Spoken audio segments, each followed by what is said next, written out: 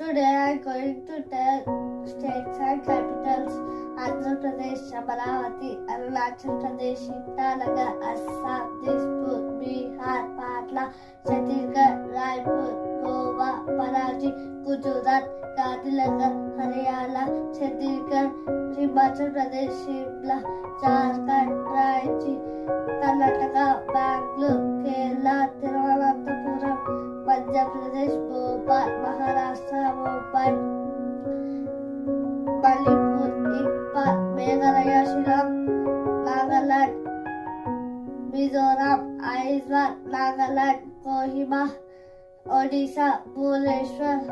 Punjab, Chandigarh, Rajasthan, Jaipur, Tamil Nadu, Chennai, Telangana, Hyderabad, Tripura, Agartala, Uttarakhand, Dehradun, Uttar Pradesh, Lucknow,